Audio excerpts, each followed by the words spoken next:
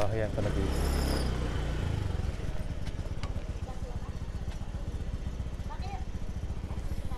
Yung aircon nakalagay. Yari na, ito pala yung kinoment sa atin. Ito yung illegal settler na nag-build sila ng tent along dito sa road. So hindi nila property yan, and then makikita mo dito na nasa sidewalk sila. Tapos meron din daw air conditioning dyan and sari-sari store. Grabe. So parang level up din pala. So puntahan natin na ito yung malapit sa Coral Street Corner, Nicolas Zamora. Ito yung itsura noon nung hindi pa ito tinayuan ng mga tent. Tsaka wala pa yung mga sari-sari store, di ba? Talagang kalsada at saka bangketa lang to. Puntahan din natin itong Kapulong Bridge. Naalala nyo, na-demolish yung mga barong-barong dito sa ilalim ng tulay. Tapos nalipat sila sa Cavite. Dito kasi may ginawa na silang pumping station. Tapos napaka-delikado ng mga tirahan nito dati kasi itong estero. Talagang pag nagkaroon ng bagyo, biglang tataas yan. So maraming kailangan ito ilipat sa evacuation center. Dito tayo ngayon sa Kapulong Bridge. Bago tayo papunta doon sa may Coral Street Corner, Nicolas Zamora. Ito kasing area na to, na-demolish na to.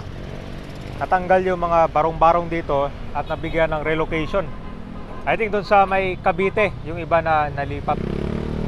Literally itong ilalim ng tulay, puno ng mga barong-barong yan dyan. Ito yung literal na kailangan ng immediate relocation, di ba? Ngayon, may ginawa na silang pumping station dito. At nagkaroon na rin ng dredging. Malaki yung pagbabago dito sa Kapulong Bridge na isa sa mga delikadong area na tinitirahan nila. Ngayon, unting-unting gumaganda na. Doon, nagkaroon ng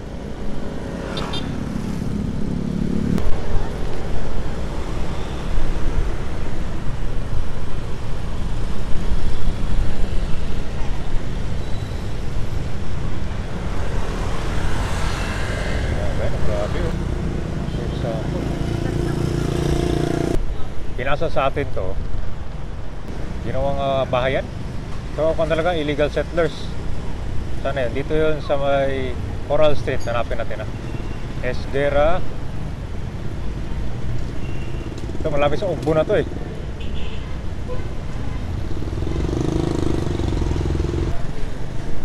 Dahil palang ayusin dito sa kalsada, no?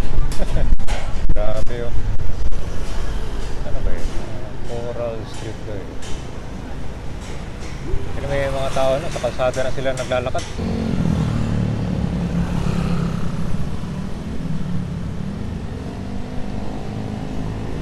Demo Street. Sa kabilang side na rin to.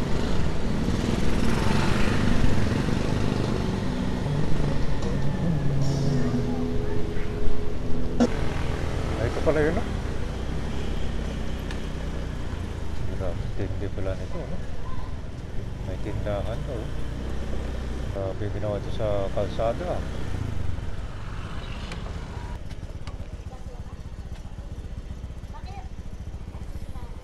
Grabe guys, ginawang tindahan to. Iyari na to. Takot lahat yan.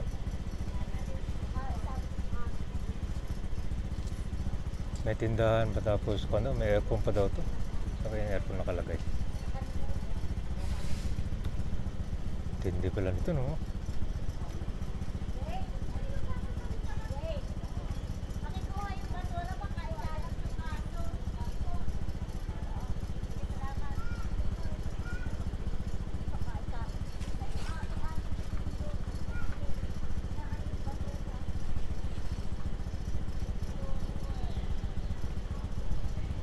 Dalawa din pala, meron din pala dyan sa unahan, no? Ito, wasak lahat pag ganito. Iyari na. Ito yung concern ng citizen natin kabayan. Ginawang bahayan. Yan yung mga dara ng mga tao dyan. At ito po yung kinoment sa atin ng concerned citizen. So ito siya, may tirahan lang. Tapos, nagkaroon ng extension. Yan, meron na rin siyang tindahan. Tindi pala nito, no? Ito kasi nakatayo lang yan sa bangketa at kalsada. Pero illegal structure talaga yan kasi pag mga ganyan kabayan, wala sa mga kalsada dapat yan. Tapos, ayun na nga, kinoment siguro yung mga taga-residente nandito at napapansin lang nila na lumalaki. Kasi pag nakikita nila mga ganito, susunod din yung iba. Tatayo na rin sila ng mga kubol-kubol dyan sa may kalsada. which is hindi naman dapat. So ganito, pag natanggal yan, lalawak ulit yung kalsada.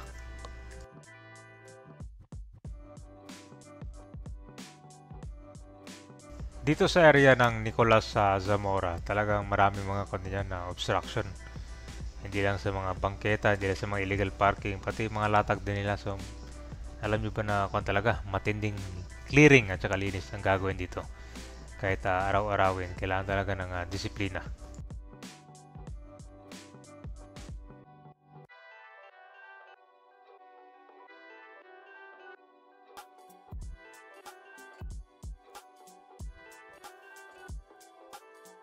Let's go.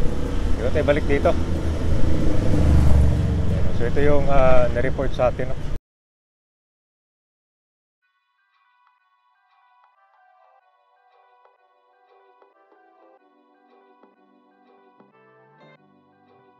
So ito po yung construction. Tingnan nyo maigi yung kulay blue na yan, no? Grabe palang tindi, no? So talagang kuha na to. Sinakop na yung buong bangketa niyan. Yung katabi niya kasi dito, puro mga konto, mga private area, mga bahay. Ang tindi, malaki pala o, tingnan mo. Yan ay nakatent to. So salamat sa concerned citizen natin at ito na ipakita ko na sa inyo. So abangan natin kung anong gagawin dito, no? Grabe, nilagyan pa pala ng mga upuan, no? Tsaka halaman. Parang harang, oh. Tindi na itong pagkasakop.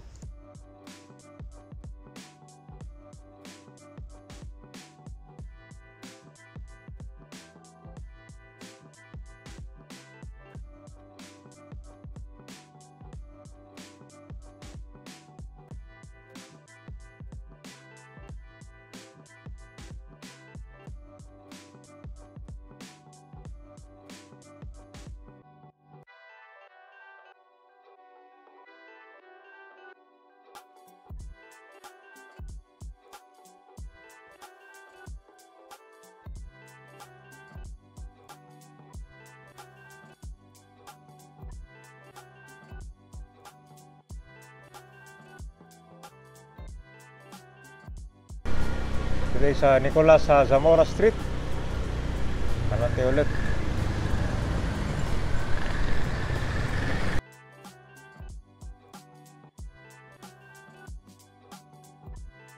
Nandito na tayo sa Tayuman Street. Nakikita mo naman yung pagbabago dito sa kalsada. Talagang nag-improve na. Dati itong mga bangketa dito puno ng mga basura. Ngayon sobrang linis, no, di ba? Ganyan dapat, oh. So, talagang pamumuno ni Yorme dito. Magaling talaga, oh. Wala nga may kita mga barangay hall dito na nakatayo sa bangketa, no?